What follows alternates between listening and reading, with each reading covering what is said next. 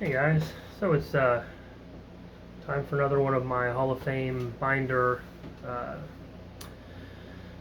just my project. Uh, Looking at Cal Ripken today. I don't know what you say about Cal Ripken that most people don't know, but let me rattle off some things just to refresh your memory, or um, maybe I'm sharing something you don't know. I probably not, but of course he's the Iron Man, right? Most consecutive games played, and and second, of course, is Lou Gehrig. He beat Lou Gehrig by like 502 games. Like, it's crazy. Like, it's a lot more. He just kind of kept right on going.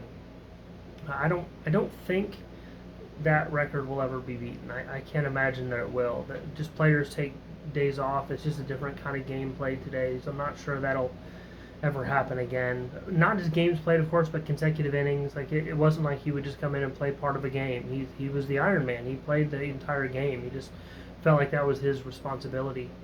And a lot of people have kind of criticized him because he kind of played through slumps, and why didn't he take some time off to kind of work on his swing or whatever. But like, maybe he had some slumps, but he was a 19-time All-Star. 19 consecutive years he was an All-Star in the American League. He only played for 21 seasons, and to be able to be an All-Star for all but 2 of your seasons, that's pretty consistent. That's not just playing the game; that's playing the game well. He had the over 3,000 hits, over 400 home runs, all of those things. But he played both sides of that very well. He was a two-time Gold Glove winner. He still holds the American League record for the most double plays by a shortstop. He has the record also. If you want to go to the other side of that, he's not just a good fielder. He's good at hitting. Like, he holds the record for the most home runs by a shortstop, and a position, of course, that he really wasn't prepared to play.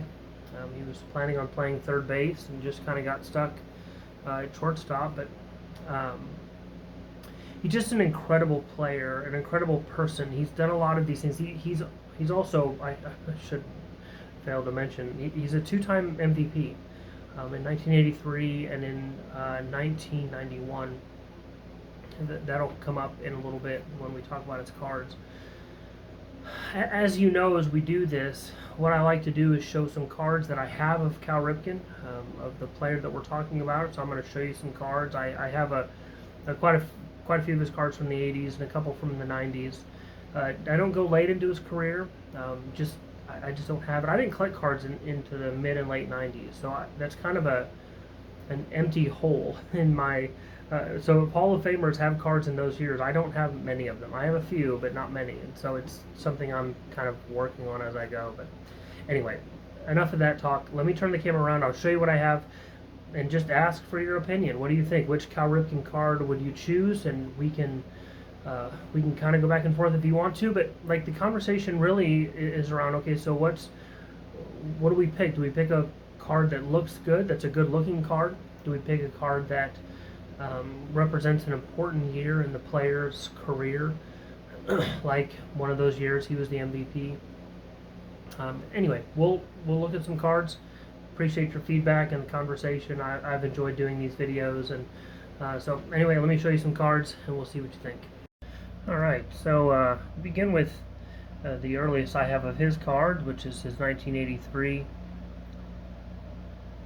Very early career card. This is actually the card I currently have in my binder. It's 83. He did win the MVP this year. Pretty significant. I mean, like, he won Rookie of the Year as well.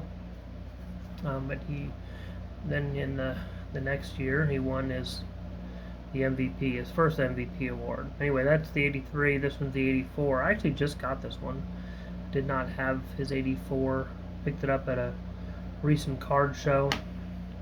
Just a nice looking card. I like the 84 backs, especially. I mean, I like the 84 fronts, but the backs, I really like that, the color of those.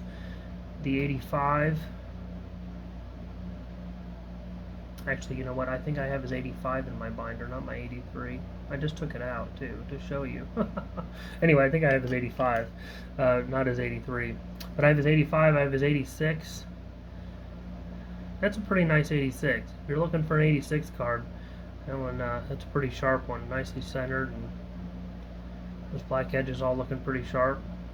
I like the 86 set anyway. But, 87, honestly not my favorite looking card of his. But I do like on these tops backs, you can see it really well on these 87s. I love when it has the records on the back in italics, or the diamond beside them letting you know that they, and that, by the way, I would show you that because in 83, the year he won his MVP, he had the most games, tied for the most games, most at-bats, most runs, most hits, and most most doubles.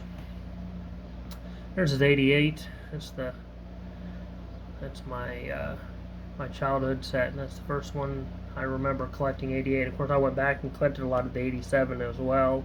Had a few 86, but I don't have his 89 or his 90s. We got to skip right to his 91.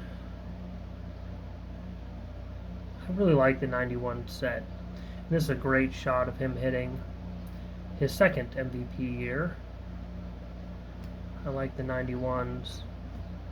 And the 92,